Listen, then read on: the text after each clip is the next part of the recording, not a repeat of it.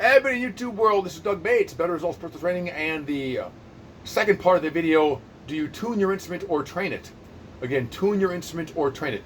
Most people are going to run into a gym to train their body. They're going to think they have to work out to get their outcome. That is their focus of attention. That is the focus of what their intention when they go to the gym or when they go pull out their home workout. They're going to get that workout going. The wiser person will often say, wait a minute, is my body ready for this workout? Is my body prepped enough for this workout? And as they're working out, as they get into it, are they going to keep pushing their body, or are they going to continually reassess during their workout where it's at? The wiser person is the one who's tuning their instrument all the time, not just training it. So what happens, most people, again, jump in the gym, run around, have their sets and reps they want to check off, get their performance, get their new lift in, get their certain amount of time in, their steps in, whatever they want to get. They want to get that task done with their left brain. They can check it off, and that checked off box indicates they got the job done. I'm here to tell you that's a strategy that doesn't work too well, and I'll talk about why that is here. Because what happens is the average person takes that workout and doesn't realize that without a whole bunch of endocrine activity supporting your workout that allows you to respond to the workout after you've worked it out, it can't make the gains. Training does not equal gaining. Again, I'll say it, training does not equal gaining. What happens is they'll come into the gym, they'll make themselves tired, and they won't know it's mostly cortisol that they're running on, pushing their body, driving it to perform because they have a left brain objective without a right brain listening, sensing, and feeling and responding to what their body's telling them or trying to tell them. They're not listening to something called interoception, which is like when you're eating, it'll tell you if you're getting full, if something's too spicy or too hot or is too crunchy or whatever's going on in your body, or for balance, interoception, body temperature, coordination. That's information from the body, its own somatic system. The brain is hearing that through the vagus and other systems, the vagal nerve, which is, there's two branches here going into every organ and gland except for your adrenals.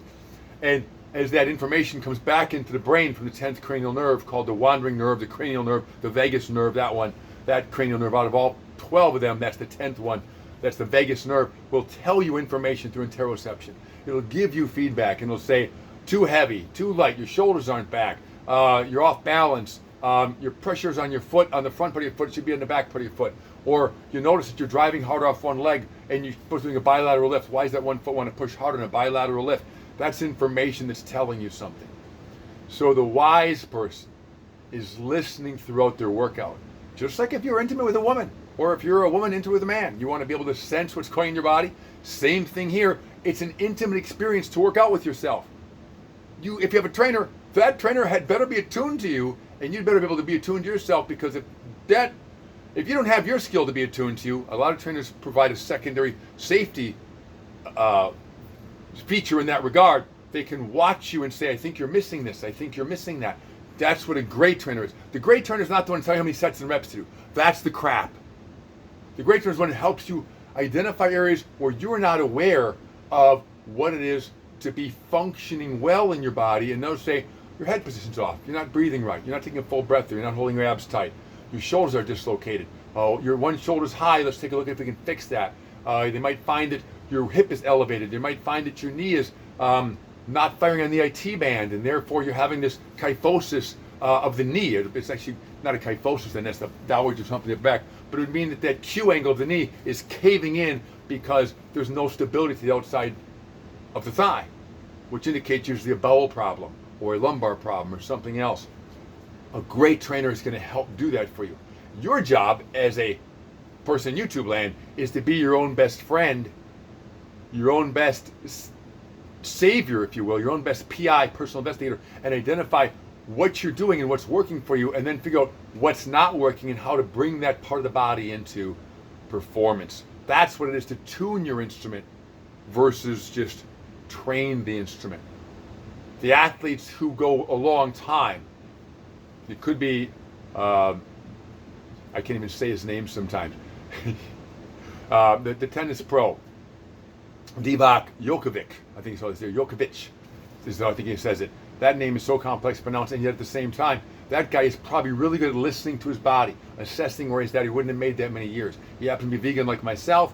I think vegans tend to do a better job of listening and feeling because they have less adrenaline in their body, less adrenochrome from the animals they eat. You can even go to Dr. Josh Axe's program. He'll say, what do you get for adrenaline? Eat meat. He even says it. You want adrenaline? Eat meat. That's going to drive you. Adrenaline can be one of the greatest things helping you if you make it yourself. If not, it can imbalance you. And you run around grabbing something that gives you drive. If you grab a bunch of caffeine, that turns off your adenosine receptor sites, shuts them down in your brain, and now you can't feel fatigue. That's the problem with caffeine. Other things are too stimulatory. Alcohol shuts off parts of the brain. So alcohol will shut off part of your brain, and you can't think with your left brain. You can't your prefrontal lobe. You can't make good decision making. It shuts down that little put on the brakes mentality that says, hey, wait a minute, this might not be a good idea to jump off of this or to do this or do that. I should get home now. It's time I got to work in the morning. That part of the brain shuts off with alcohol.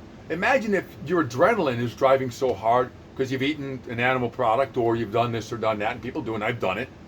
All of a sudden you feel great. You feel invincible all the time. I got caffeine. I took my Fedra, my Ma Hong extract. I took all my my green tea with this, with that, with the other thing, with this white willow bark, and now you're charged up. I won a lot of drug-free bodybuilding contests.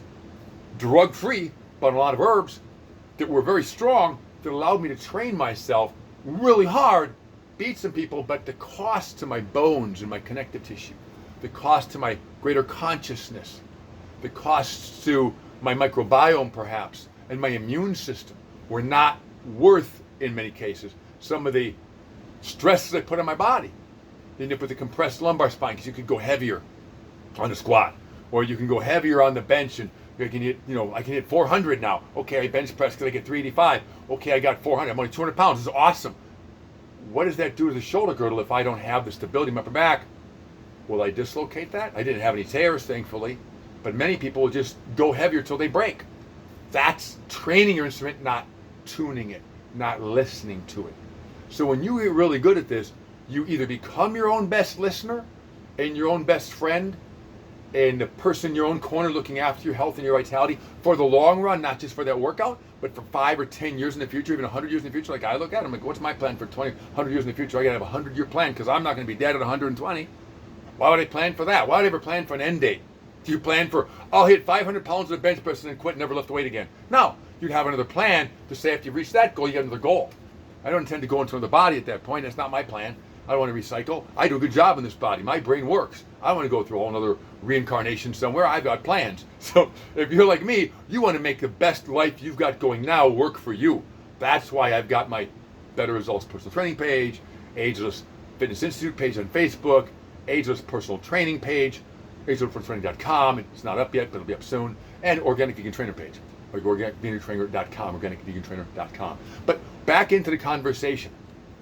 When we take this idea that we can just train hard, I know I'm jumping around, but that sometimes works really well. We can train really hard and we're going to get a better outcome for that? Not true. Let's take an example of a guy, and you've seen the hard gainers. You've seen the hard gainers, they walk in the gym. I was a hard gainer once. I was a scrawny kid, and I would go in the gym and I'd bust my, and I'd think, maybe I could put 10 pounds on my 165 pound frame. I'll be huge someday because 175, oh my God, I'll be the biggest kid I've ever imagined myself to be. It took me years and years and years to get to that point. And I was in college. I get to that point and I'm like, oh, look how big I am. And I'm 200 now, so what does that tell you? Obviously, I figured out that pushing hard with the weak endocrine system and a bad diet was not the answer. If you don't have a good endocrine system and good hormones and great DNA, pushing hard won't work for you. You have to know what's going on genetically in your body as well as hormonally, as well as neurotransmitters in your brain, and be able to regulate those neurotransmitters and even upregulate your hormones so they're on your side. If you're producing cortisol, more so than producing testosterone or growth hormone, you're in trouble. Let's talk about that. Cortisol is great when you got to perform. In my last video, I made a performance. I said in the August 25th video, wow, I could really go with this workout. But I know that workout wouldn't really pay off for me. Why? Too much cortisol because I hadn't slept. I hadn't slept the full normal routine. I'd slept 8 hours, but not a full normal routine. 8-9 hours sleep. Not a normal routine though. My body had still spent too much time up the night before with too much blue light and had high cortisol that whole next day. Let's cover that. That means that if I walk in with great genetics, great hormones, I can walk into the gym. I'm already making more mass just eating food than the guy who's even lifting weights, who's a hard gainer. Then I take that I feel calm. Great neurotransmitters. I've got high testosterone. I've got great growth and great strength. I lift weights. I barely go at it. I get a pump. I talk to some people. Walk out without stressing out. No cortisol because I don't have to work hard because I get great testosterone. And I'm literally leaving with all my energy left over. And my hormones are going to take care of me and make all this muscle mass where I barely touched weights, just got a small pump, almost like a guy in the juice. And you come in, you're like, yeah, look at me, I'm great. And they're great, they're talented. They're a natural prodigy for lifting weights and making progress. The hard gainer, which I came from, which many people are watching videos are watching because they're hard gainers. They already had it. They wouldn't be watching videos, sifting through any idea I can find. I got to see if I can find a way to grow and fix my body. It's all screwed up. My body doesn't work like I think, but I know it should work better. Where is that answer? You found your video. This is it. The answer is that you have to take control of your neurotransmitters and your hormones and how to regulate cortisol in your life. If you can't shut down the cortisol upregulation and increase the upregulation of your growth hormone, your testosterone, DHEA goes into growth hormone, testosterone. They all feed into that channel. You can't win the battle. You'll be pushing hard. If your thyroid's not functioning right, if your immune system's not functioning right, your digestion's not functioning right, you're going nowhere. So without good digestion, good assimilation of nutrients, strong immune system, strong endocrine system, strong neurotransmitter system, strong lung and bronchial system, etc., you can't build strong bronchial system without good posture. Let's take a second and look at what I was mentioning earlier. That hormonal cascade. That hormonal cascade goes like this. It comes from a mother hormone called LDL cholesterol. LDL cholesterol, the evil empire cholesterol, the one that nobody should have too much of, is the source of all your hormones. You can't make a hormone from HDL. That's the recycled cholesterol.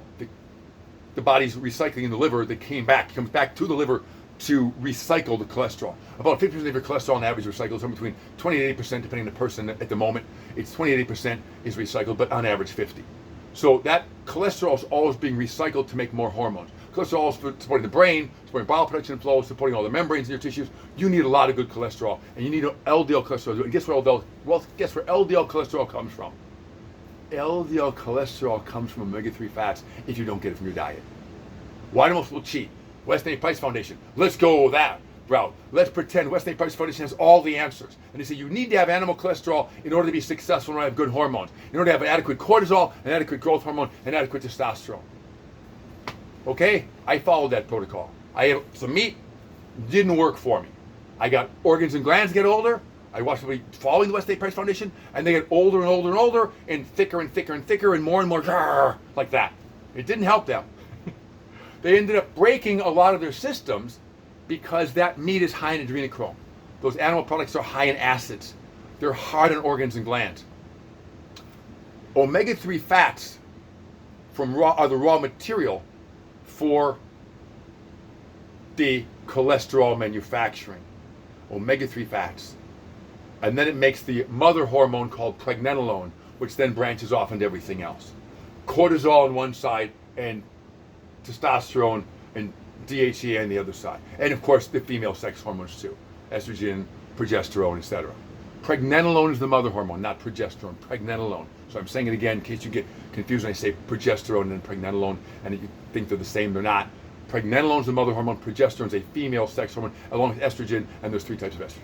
Okay, so let's go into what it means to have good hormones. That means you've got to have what? Enough omega-3 fats in your diet. Walnuts won't cut it. Brussels sprouts won't cut it. It's not high enough for a vegan.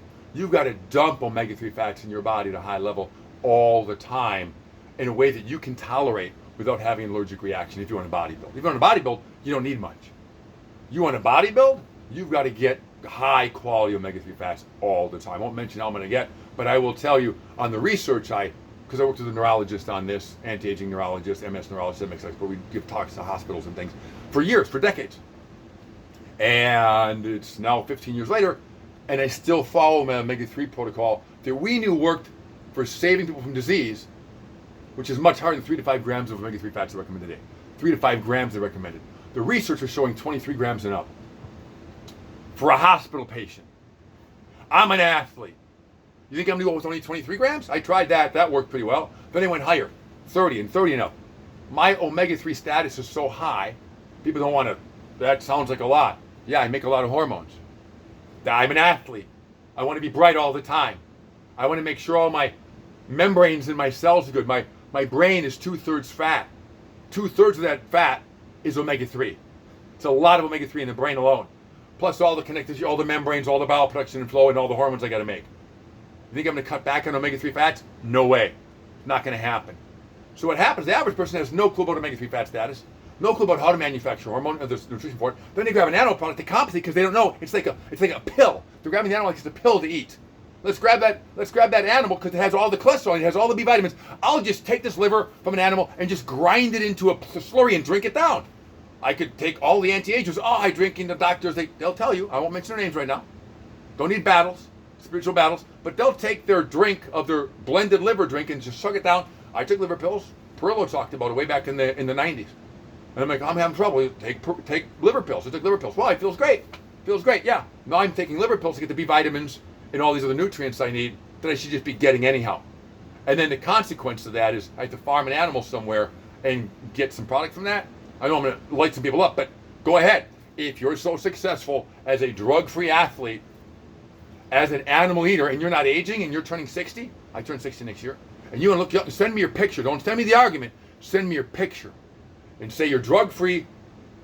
So you're drug-free. You've got no creams, no pills, no gels, nothing like that. You're not on a thyroid medication. You're not on this other stuff, and you have energy wonderfully all the time, and you just can train really hard and not get injured because you're intelligent, and the animal products are not hurting you in any way, shape, or form.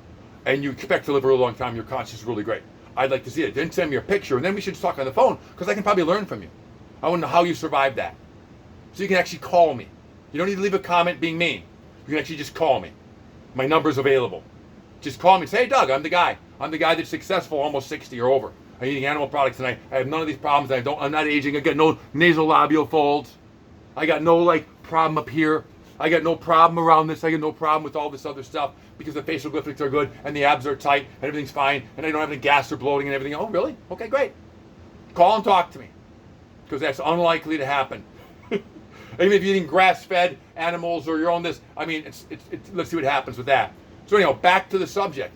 What about tune your instrument training? How do you tune it? You figure out how it works. You figure out how a car works to keep it on the road. There can be a jalopy that's from 1980s, 1990s, or 2000. You have a jalopy. And it just barely runs. You can have a mint car, 1920s or 30s, or even before that, mint Model Ts, and they're still on the road because people know how they work and they maintain them. They don't drive them into the ground. I tell about Indianapolis 500, they're going around their track 500 miles, and they come in for pit stop because why?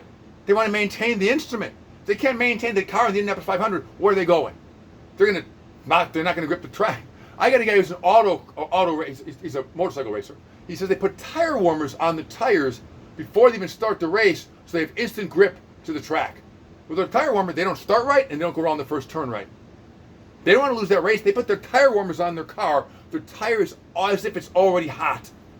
That's tuning the instrument, and that's just motorcycle riding. What do you do for the equivalent of a tire warmer on your car? What do you do for your pit stop? In the other video, I mentioned I had like 4 or 5 different jars of different nutrients I use, all vegan. And I can choose which one I'm taking. You have to know what builds what neurotransmitter, how to lower cortisol, how to maintain GABA. Certainly norepinephrine, epinephrine, these corticoid hormones, these things are made, again, kidney adrenals, right? These things are working to keep your blood sugar up and give you an energy to pay attention. Cortisol is wonderful.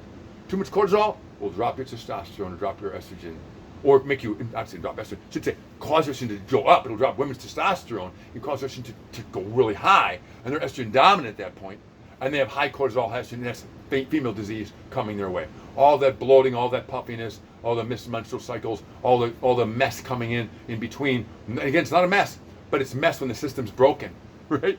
This is broken. A menses is normal, it's orderly, it's pretty predictable. It shouldn't be that painful.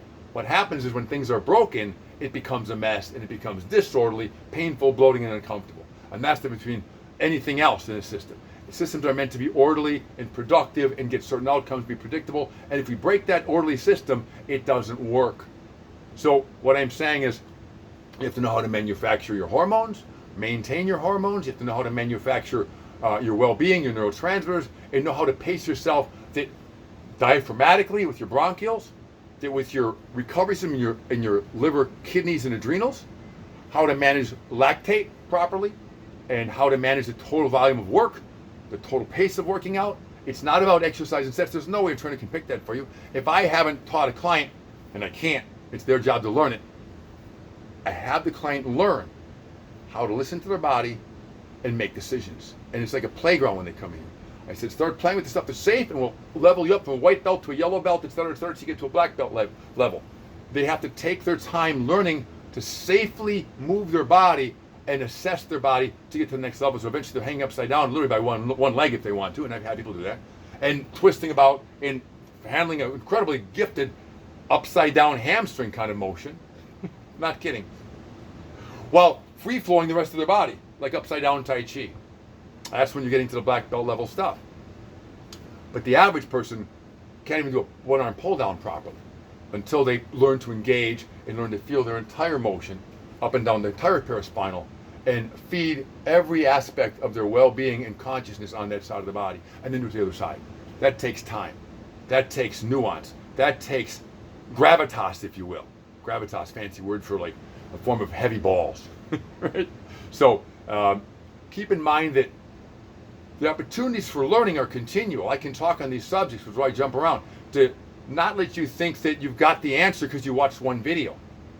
You should have your appetite whet with a video and say, wow, I guess I'm on the road to becoming more intelligent, more nuanced, more skilled, more passionate. If you've already got all the passion, then more nuanced and skilled. And if that's the case, you're going to start winning some battles. And that's the answer. You have to come out on top of these things, not just go through them. I got a hard workout in, but my body can't grow from it, because without digestion and assimilation and recovery from the immune system and all the digestive tract and the good hormones, you can't build muscle anyhow. Your workout becomes just an exercise in futility. Yes, I worked out. Yes, I sweated. Some toxins leave the body. Yes, you didn't get as fat as you might have. Maybe you got leaner. But did you really build vitality? Or did you just exhaust your body? If you didn't get stronger and more fit and younger and learn more new skills, what have you got 10 years later, or 20 years later, or 30 years later, if it's not a sustainable thing? Why would you deadlift if at the age of 80 you can't deadlift in that form? Choose weights you can do for a lifetime. If you can't imagine yourself doing it at 100, what are you doing it now for? If you can't imagine yourself young at 100, you've already lost the battle in your mind. If you can't imagine yourself young, if let's say you're 50, you can't imagine yourself young at 60, you've lost your battle in the mind. If you're 30, you imagine yourself young at 100 or 50, whatever ages you decide, you've already lost the battle in your mind. I decided at a young age, I'm not going to lose that battle in my mind. I'm going to commit to being young and healthy, because we know the subconscious mind guides you. What you talk to your subconscious, what do you tell your subconscious? That you expect to find a pine box at 85? Because everybody else is lucky to make 75 or 78? That's not what my story was in my head. That's why I started early in doing the work. Or the millionaire, was my $1 million going to save my life? No, it's not. I have to buy somebody's talent if I have $1 million. If I have the $1 million talent, guess what? I don't got to buy it. If I have the $1 million mindset, I don't have to buy it somewhere. I own my mindset. I own my body. I own my talent. I suggest you all do the same. I don't mind hiring an expert on something, but I want to become expert at it over time, that I'm not dependent on that person. So yeah, I don't expect anybody to sign up. I got people for 10, 20 years training here, but they're growing all the time, and they would bury most trainers for 10 years. They would embarrass the trainers. These are clients who are better than any trainer they can walk up to I could possibly imagine in Milwaukee, except for myself and maybe a couple others that are still around from the old school in the old days. Remember, I started personal training back in 1989. It's a long time ago. It's a long time ago. 35 years ago. That's when you had to have a skill to do it, because there was no certification you could take, and then all the clubs hired you because they can go in here. They said, well, you're in a gym, you're not going to make any money here, but you can work here if you want to. There was no money in personal training when I first started. It was like, you can do what with your life? I'm going to be a gym rat. Okay, why? Because I like it. I can help people. I made no money. Then the money gets big and all the imposters show up, all the posers show up. I'm sure there's some posers watching. If you're a poser watching now and you're growing from this, great. Then you maybe cease to be a poser someday. There's imposter syndrome. The word imposter syndrome exists because people are imposters, and they're providing a fake facade. There's nothing fake about this. You can come to my gym and talk to me. Nothing fake about this. I'm not putting on airs. I didn't take anything to make this video today.